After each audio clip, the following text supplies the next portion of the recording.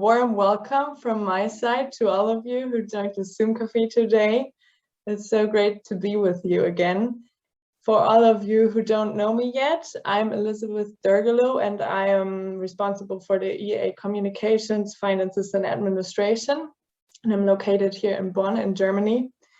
And I'm happy to be the facilitator of the meeting today. If you haven't been with us or if you haven't been here for a long time, let me just quickly introduce the format to you again. The EEA Zoom Café takes place every last Wednesday of the month, and it's a time where we hear stories and inputs, usually from around 10 or 15 minutes, and then we get the chance to connect and exchange for around 45 minutes. And the Zoom Café is deliberately held during lunch break, so you're all warmly invited to grab a coffee or have your lunch during the session. One thing that is important to know is that the meeting will be recorded. So if you don't want to appear in a recorded meeting, either on our YouTube channel or on our website, please just write me a private message in the Zoom chat so I can cut you out of the video. Yeah, but this is the most important things that you need to know for the meeting. Today we are very pleased that we have the possibility to hear from Jim Memory, who's a missiologist and the Vista editor, and who has recently published the resource Europe 2021, a Missiological Report. For those who haven't had the chance to read the great paper yet, the report identifies crucial issues and trends which are shaping the context for Christian mission in Europe today. And it also explores implications for Christian mission in Europe today. And so you can be really excited for what Jim is going to share with us. And I'm really excited about that as well. So a warm welcome to you, Jim. Thank you. Before we get started, I just quickly wanted to invite you to show us on a map that I will be sharing with you in a minute where you're currently at, so we can get a picture of the people who are represented from various locations in Europe today. So I will be sharing my screen in a minute, and you will have the chance by clicking there's a head bar. Are you able to see it? I think so, yeah. On the top bar, you can click comment, and then you can select stamp. And you can either select an arrow or a check mark or a heart, and you can place it at the place where you're currently located.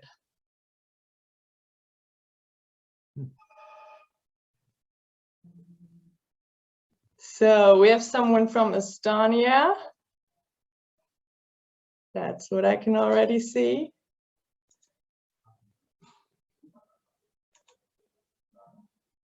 We have someone from the Netherlands, 2 people from Germany.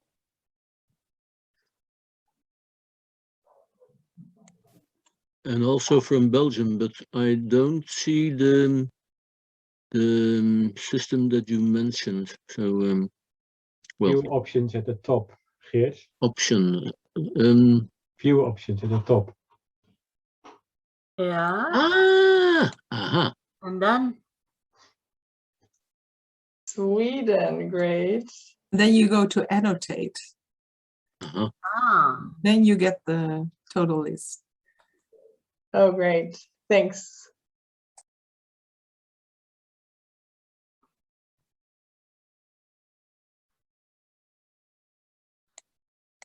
Some more from Germany, I see. Slovakia or Poland, Bulgaria also.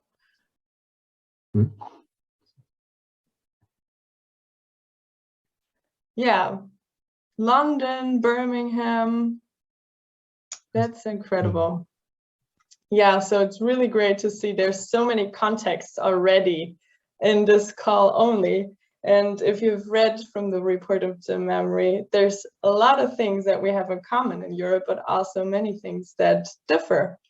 And I'm really excited to hear from Jim today and also to see what we can take to each and every context that we're coming from.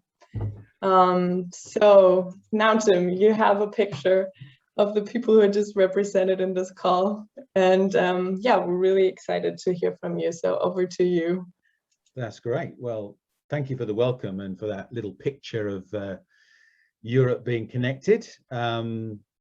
I'm sure that some of you are probably thinking, well, who's this British guy here to talk about Europe? Well, I am British, and I'm also a passionate European, but I'm even more passionate about mission in Europe. And that's very much why I wrote my 2021 Europe report.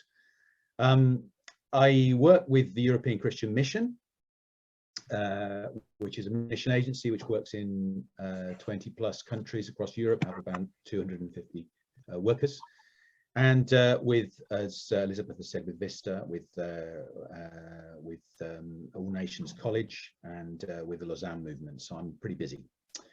I want to begin though with a little story, a little personal story. Back in the summer of 1991, my wife Christine and I made a 3-month mission trip to the Philippines. We left Britain with the promise of Jesus of Acts 1:8 very much in our hearts. You will receive power when the Holy Spirit comes on you, and you will be my witnesses in Jerusalem, in all Judea and Samaria, and to the ends of the earth. The thing was, when we got to the Philippines, it seemed like the church was doing a lot better at the ends of the earth than it was back here in Jerusalem. At the ends of the earth, new churches were being planted, the poor were being served, and there was a real hunger for the gospel. Back here in Europe, in Jerusalem, the church seemed to be in retreat, had turned defensive, and there was very little appetite for the Christian gospel. And that's very much our story of how we came to be involved in mission in Europe. At the beginning of the 19th century, well over 90% of Christians lived in Europe and North America. By the end of the 20th century, over 60% lived in Africa, Asia, South America, and the Pacific. Missiologically speaking, Europe is now the mission frontier. It's where the new unreached are to be found. Europe is the ends of the earth, and Jerusalem is to be found in, I don't know, Sao Paulo or Abuja or Manila. So we do need to change the way that we look at our continent, to think of it like we were missionaries sent to a new posting. We need to understand our context. We need to understand the trends and issues that are shaping the worldviews of today's Europeans. And we need to open our eyes to the amazing things that God is doing in Europe today. And that's why I wrote the report. Let me just give you a very quick overview. Chapter 1 looks at the general context of life and mission in Europe today. It provides an analysis of the key political, economic, social, environmental, and technological trends that we are all seeing. Chapter 2 focuses on the spiritual context. It contains a description of the trends of secularization, but also desecularization in Europe, the growth of Islam, but also some of the realities which are contributing to the re-evangelization of Europe in our day, the diaspora churches, the church planting movements that are burgeoning, and the next generation. And that's what I want to say a bit more about in a minute. Chapter 3 explores 4 fundamental shifts in mission thinking, which are impacting the practice of Christian mission today. And I've summarized those in 4 phrases: mission redefined, mission relocated, mission redistributed, and mission reoriented. I won't say anything more about that. You have to read the report. But any evaluation of our contemporary situation that doesn't take into account the impact of COVID is going to be inadequate. COVID-19 is probably the most significant shared experience for Europeans, in fact, for all of us around the world, since World War II. So across the 3 chapters, at the end of my analysis I give to each issue, I also discuss what may have been the impact of COVID on those trends. And then in the final chapter, I set out some of the implications for us who live and work in and are involved in mission in Europe today.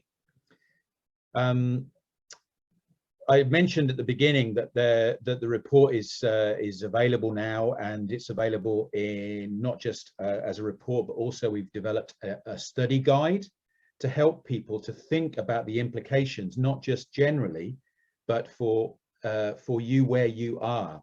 As I often say, nobody actually lives in Europe. None of us live in Europe. We live in one place, one context, one country that is part of the bigger European context, but we need to think about the implications for our local situation. So that discussion guide will help you to do that. But I particularly want to encourage you today, okay, while you're having your lunch. So I wanted to highlight 3 very small but specific things in the chapter about the re-evangelization of Europe. 3 things that God is doing across Europe. The first of those is in relation to the growth of diaspora churches. God is using people on the move to re-evangelize the continent of Europe.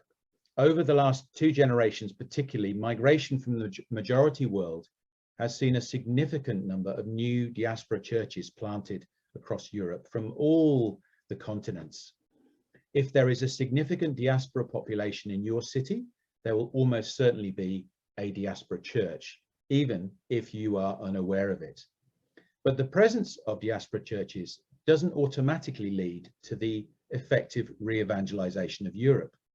One of my friends, the African missiologist Harvey Kuyani, has observed this. I'm going to quote from him. He said, "African churches in Europe have so far been very successful only in evangelizing fellow Africans. A very small portion of them have made any inroads reaching Europeans. Many say it is too difficult to reach out to Europeans. Many have told me it forces us to do things differently, and that's too uncomfortable.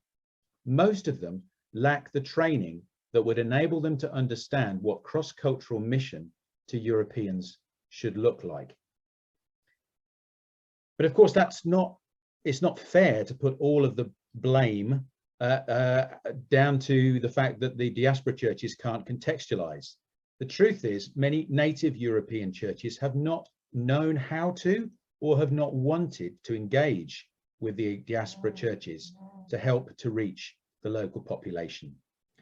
I believe that the future of the church in Europe will depend to a large extent on our ability to bridge that gap between the native European and the diaspora church leaders, so that we might work together better to see a truly European intercultural Christianity emerge in our day. Secondly, I want to say something about church planting movements. It's not just majority world Christians who are planting churches. Church planting generally has accelerated over the last 20 years, in part due to the emergence of national church planting platforms. These platforms have emerged in many countries. I was in a gathering just last week with 120 leaders of many of those platforms. There's a huge amount of energy and a desire for collaboration in a way that was not present in church planters of a generation ago. Then, of course, you have the denominational church planting initiatives, often in collaboration with mission agencies like ours, like European Christian Mission. And alongside that, we've seen the emergence of new forms of Christian community. They may be called fresh expressions or something else, but that innovation of Jesus followers finding new ways to build community is one of the ways that the Holy Spirit is growing the church in Europe. And thirdly, God is raising up a new generation of Jesus followers who are taking on the challenge of reaching Europe's secularized youth.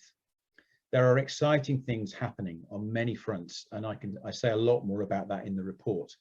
Yes, yet Europe's youth also need our prayers.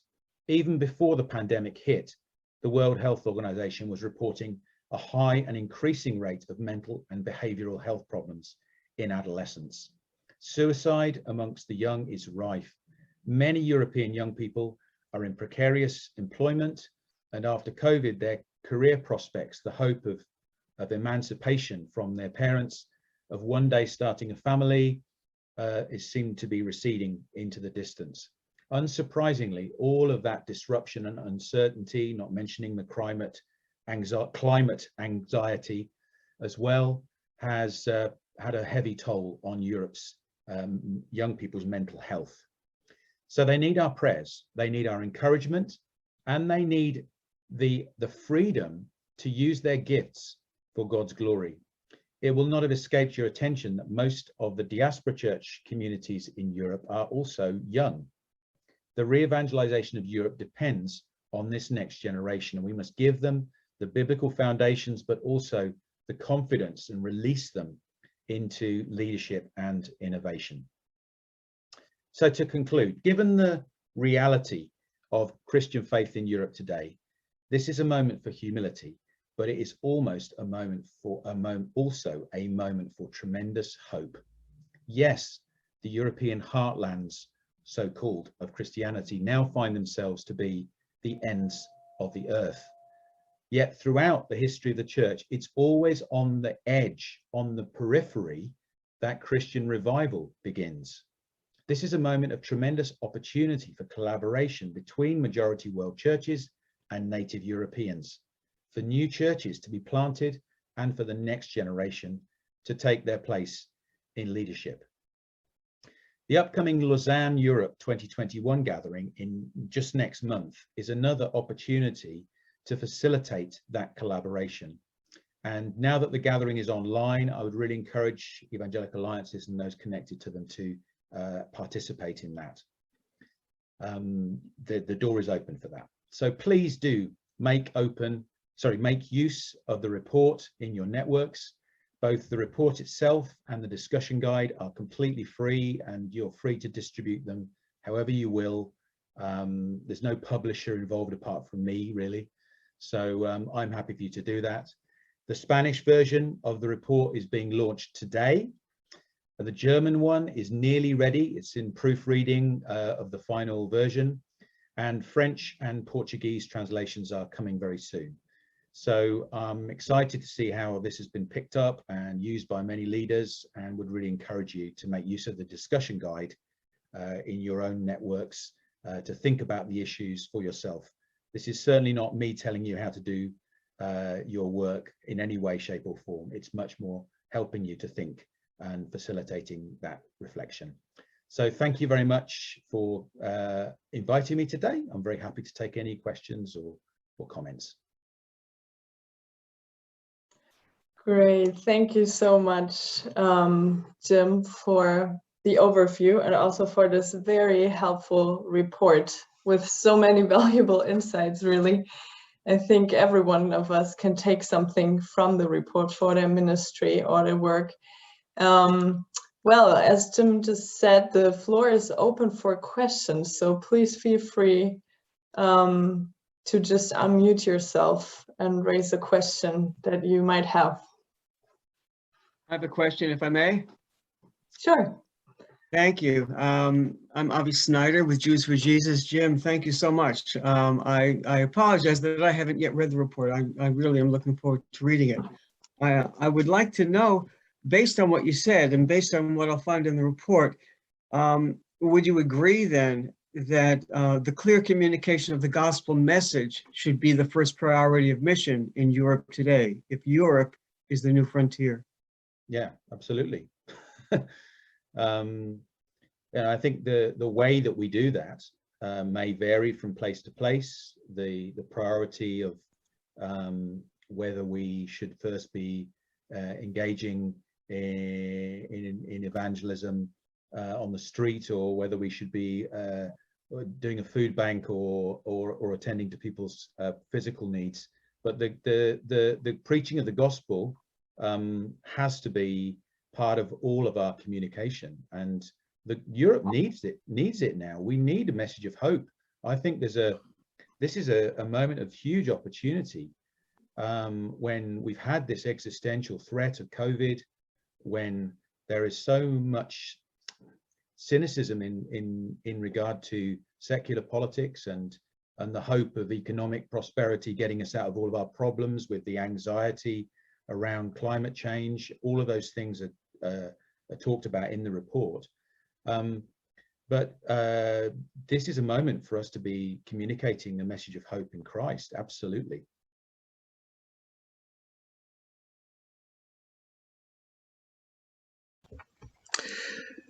Jim, Steve Hollinghurst here. Hello, Steve. Good to see you. And you too. I'm just thinking about this question that Avi has raised about proclaiming the gospel. Absolutely.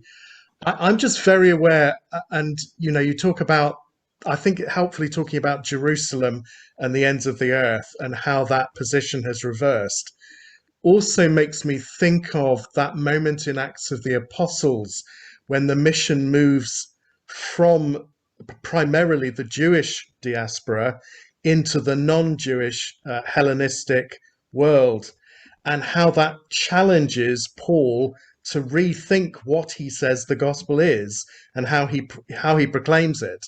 Yeah. And I wonder how much you feel that we're going to need new language, new illustration to actually convey what is effectively the same message, but in very different contexts. Yeah, absolutely. I think that's a really good analogy. I mean, I think one of for me, the majority world Christians in Europe bring two things in their suitcase. One is a total and absolute confidence in the agency of God in the midst of their personal experience. They believe that God has brought them to Europe. They may not have been mobilized in any conventional sense of mission mobilization, but they believe God has brought them to Europe. And the second is a unquenchable, passionate desire to share the good news, and they are unapologetic in their proclamation of the gospel. Sometimes we find it quite difficult. We've got so used to arguing gently for the faith in this secularized space. They come in there, like a ton of bricks, as we say in English, and crash into the middle of that. And yet, I mean, one example of that I saw this summer in the European Football Championships, when the Danish footballer Christian Eriksen collapsed on the pitch. Not just the way that some of the majority world Christian footballers responded by praying very openly, but also spoke afterwards about the experience and how they processed it. It was very, very powerful, their Christian faith coming out in what they said. And I think we do need to learn, and perhaps we do need to recognize that we're going to have to be humble and adapt our paradigm to be effective in reaching this next generation, to learn from majority world Christians as much as we help them to contextualize for our context. So absolutely.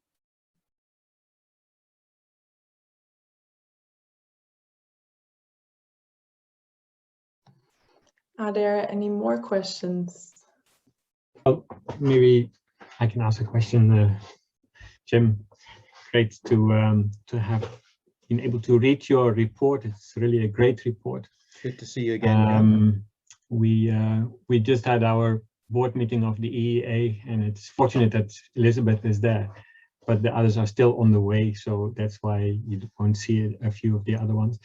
But we were talking about it yesterday also. One of the things that really struck me, and we were talking about it also, is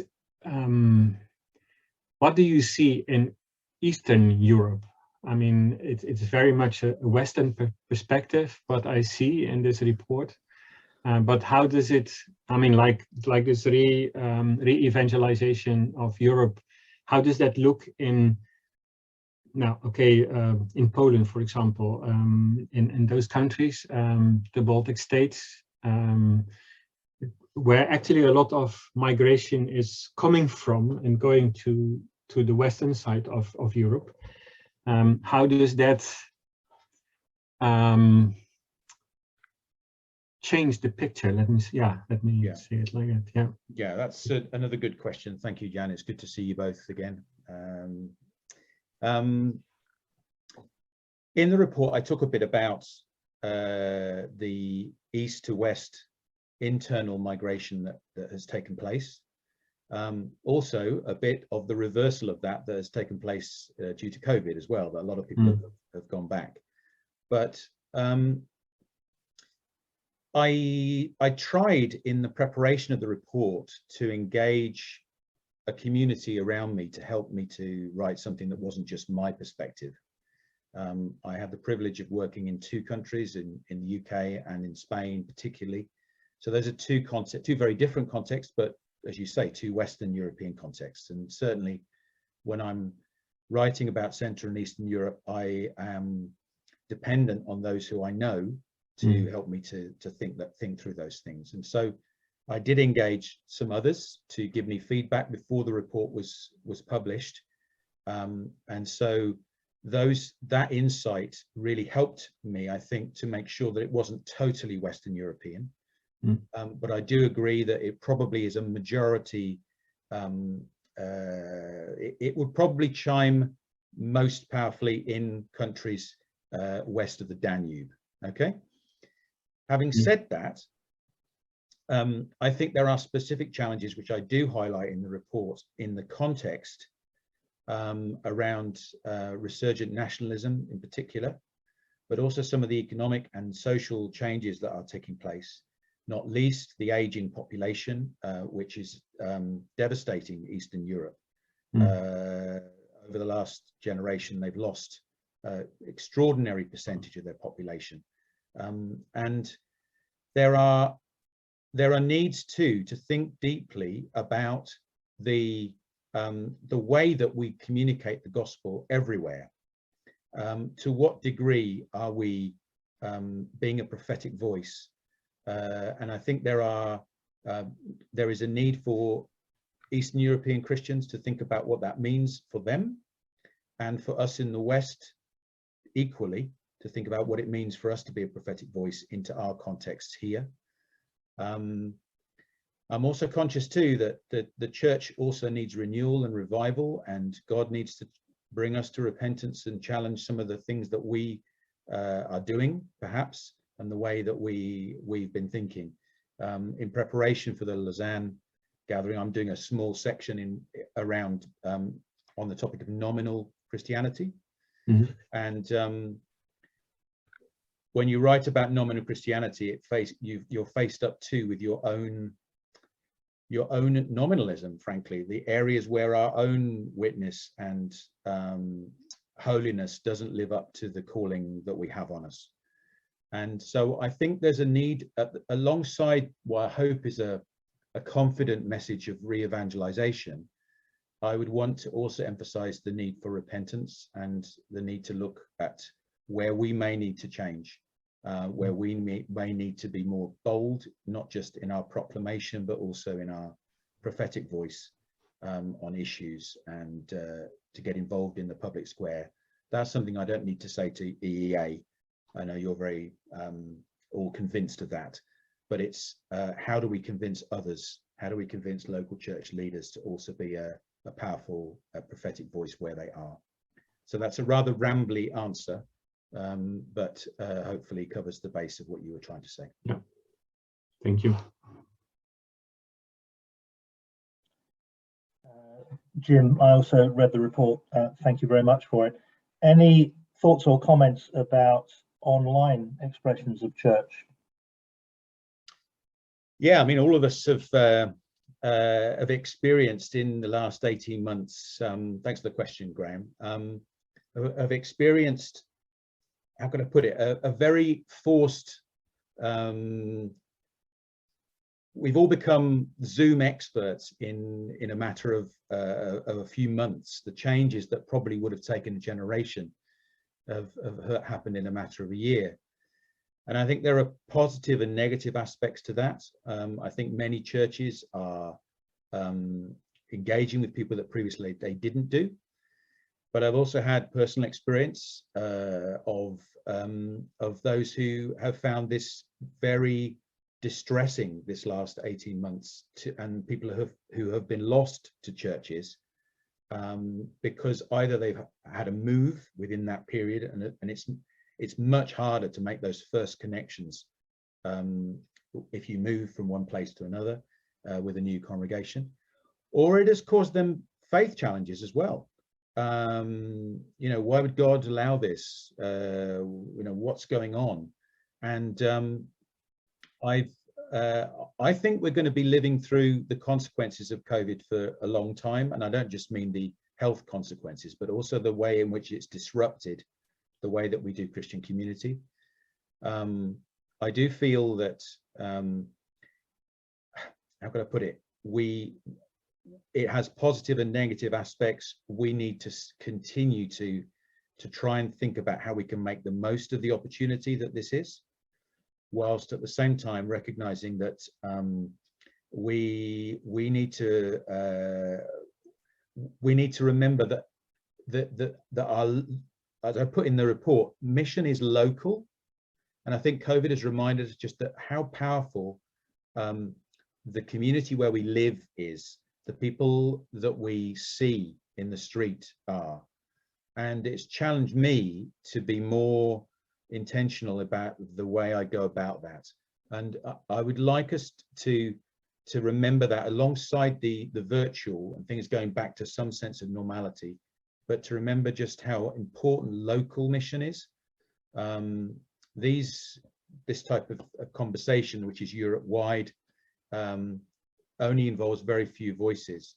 The local impact will depend on how every single church can engage with its community.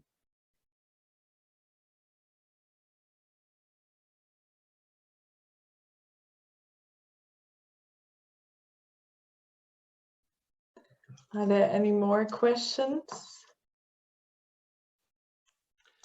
Just a comment from myself, Harry Bryans, from the Children's Ministry Network.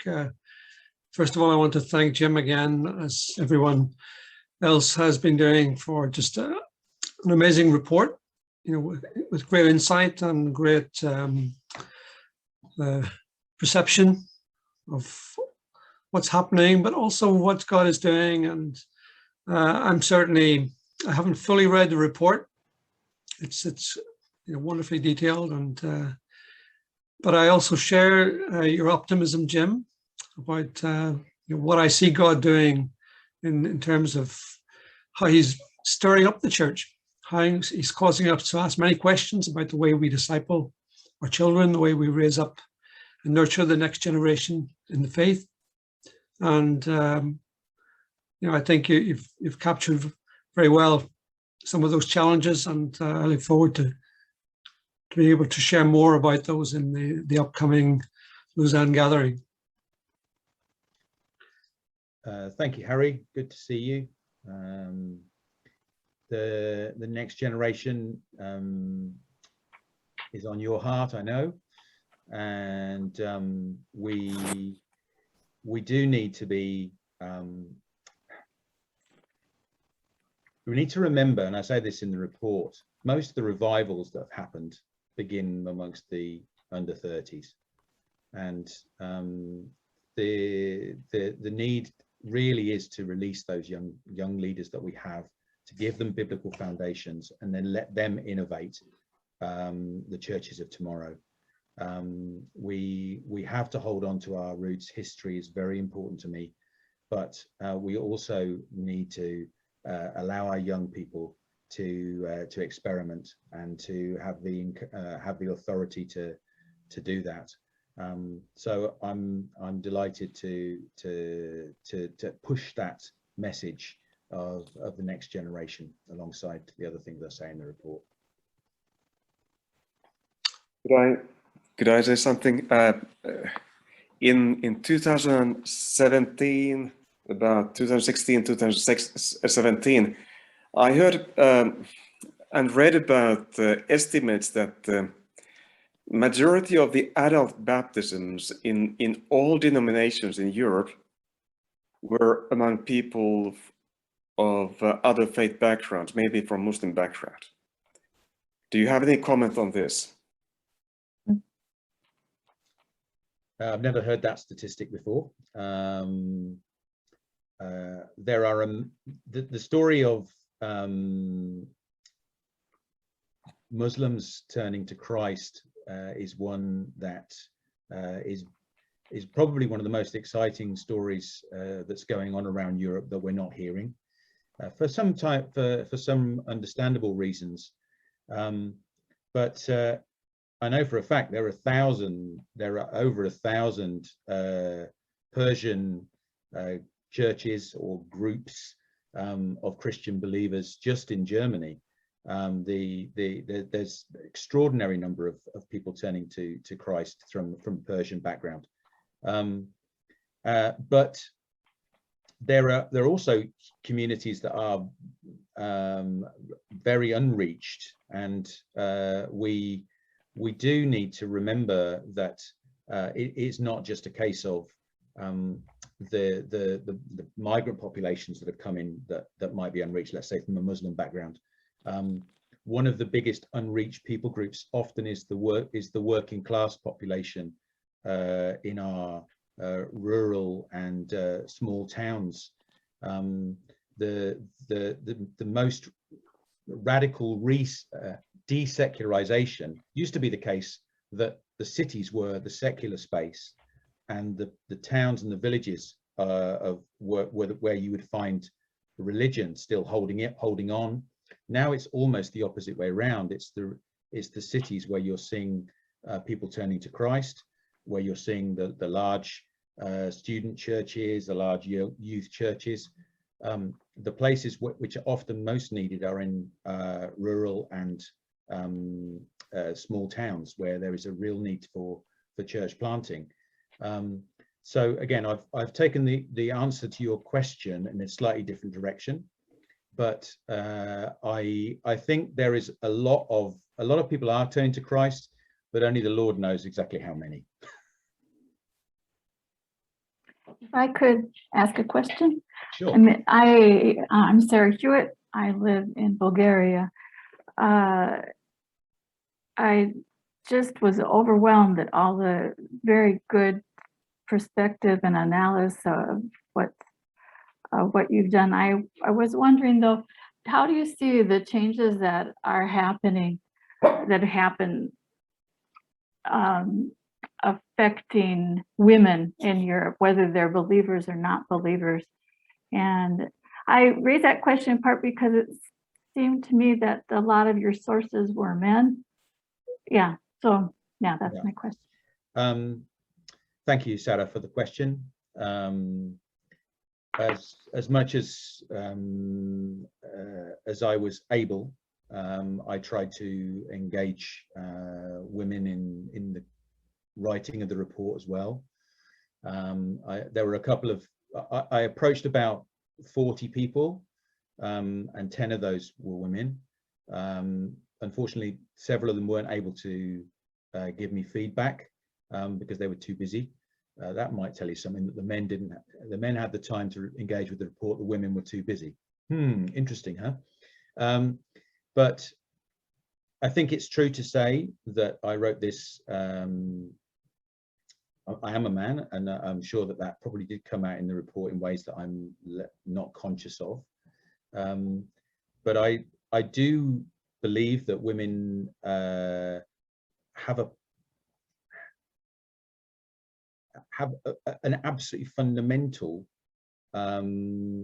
impact on the next generation that is more than, I don't know how to put that into words, more than to say that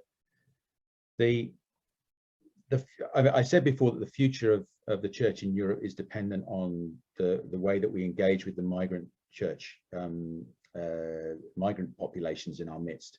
I'd probably say the same about women, that the way that we engage our women in our communities, in church leadership, and in speaking into the midst of the challenges that we face, if we don't facilitate those spaces, if we don't allow women to use the gifts that God has given to them,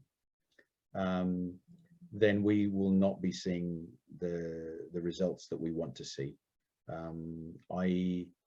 I try as much as I'm able to champion the women that I have around me, and I appreciate very much your question, and perhaps you can you can tell from the way I've answered it that I'm conscious that it's a challenge as a man to recognize even my own bias in the way I might have written the report.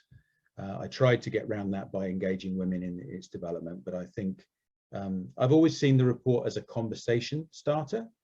And so I would hope that women could engage with it just as enthusiastically as men, and that they would be able to speak into the discussion guide and the way that that is intended to provide the local answers perhaps to how we might respond and what the implications of the report are for your community.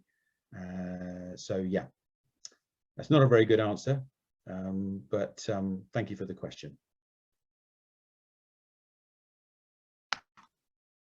I'm curious as to how long it took you to write the report and what your plans are, if there are plans already in the works for a follow-up. I think probably 10 years, because the reality is that you don't just sort of sit down one day and start to write this sort of stuff. I actually first wrote anything like this back in 2013, and was then, Thomas actually invited me to present it at the EEA General Assembly that year. And I suppose as the time has gone on, and reflected more deeply on it, and built this community around me of people that I've also been consulting. I'm not expecting everybody to agree with everything I've put in the report. That's not what it's about. It's to hopefully build up a dialogue around these issues, and stimulate people to think about them, so that in the future there are future editions of the report. I mean, I think what I would like to do one day is write a 2050 report that was thinking about the future as much as describing the reality today. So yeah, that's one thing I've probably got in my to-do list.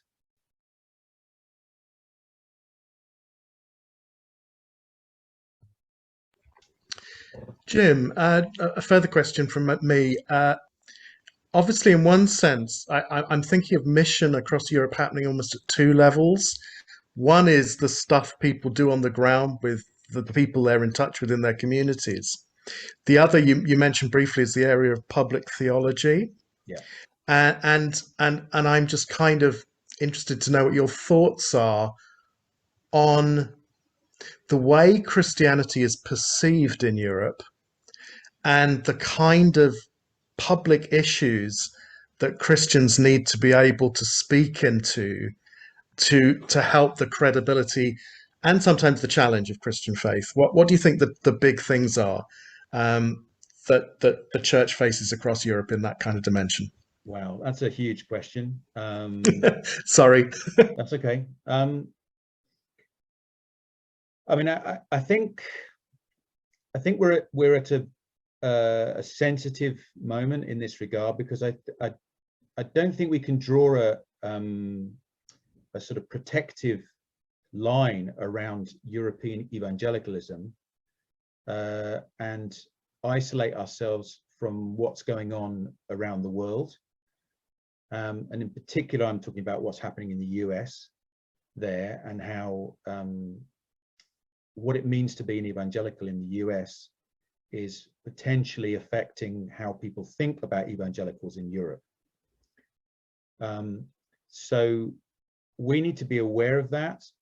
We need to think about what consequences that may have for us. There is it seems like in the States there is a separation taking place. I mentioned before about nominal Christianity and so on. It seems like the label evangelical in the States is becoming more and more of a political word than a spiritual or confessional expression. And so, you know, if that becomes a common part of language, and that starts to be used in the secular media as a way of talking about evangelicals without realizing it, we may find ourselves accused of things or considered in certain ways that have got nothing to do with us, but we're being tarred with that brush. And I do think probably we need to try and head that off at the pass by being more outspoken in the public sphere about what we are, what we believe, and making clear that we see, for example, nationalism, national populism as a real threat, and why. You know, we've lived through, we're both from Britain. We're starting to see the consequences of Brexit. But Brexit was not just a moment, it was a conversation that's taken 30 years to get to where we are. And the conversation around it has created an atmosphere, and that is the atmosphere into which we preach. So we do need to think about this stuff. We need to think about it locally, because as I said over and over again through the report, there is a need to think local, but we can't isolate ourselves from the big picture of what's going on across Europe, but also in the world. When people wrap themselves in the flag and raise the cross and say things in certain countries, that gets ourselves in all sorts of trouble. So we do need to think about this stuff and be bold in speaking about it and writing about it where we are able. Jim, I just want to say I couldn't agree with you more. And, you know, there's historical precedent for this. There's historical precedent that we can learn from. In Europe, you know, for centuries, for at least 2 centuries, we had God, king, and country. Now in the States, they have God, president, and country. It's the same disease. But in Europe, we can speak to that issue because we've come out of that issue. And to be silent about that issue is a sin against our brothers and sisters who are falling into that trap.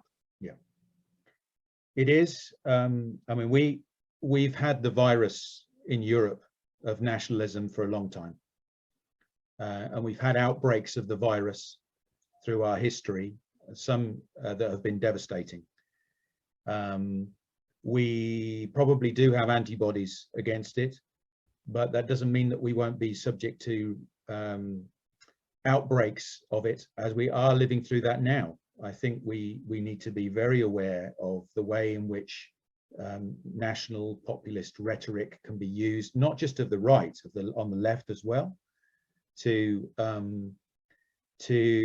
move people and move churches as well, and to be bold to speak about that. You know, when was the last time you heard a sermon on those sorts of topics? You know, it's challenging, but we need to be outspoken, I think, in those areas, as we are on. I mean, I've been left with a question from Sarah's question about how the women and the voice in that.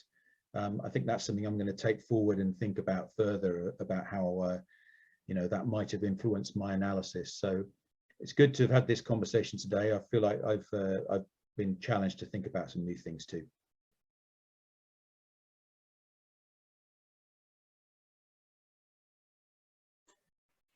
Well, thank you everyone for your questions, and also thank you, Jim, for taking the time to answer them very deeply.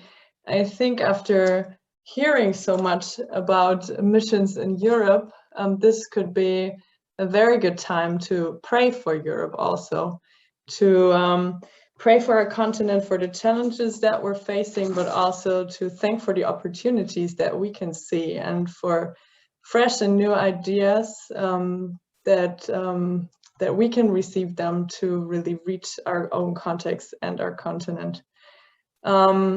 I would suggest that we maybe go for 10 minutes into breakout rooms, because this might be a little easier, so that we have a few smaller rounds.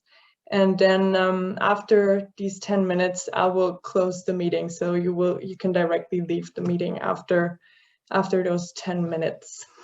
It was really nice to have you here. And I hope you really have a nice time of prayer in the next 10 minutes. And we will see each other hopefully in November again, when we will talk about how to engage youth in our ministry.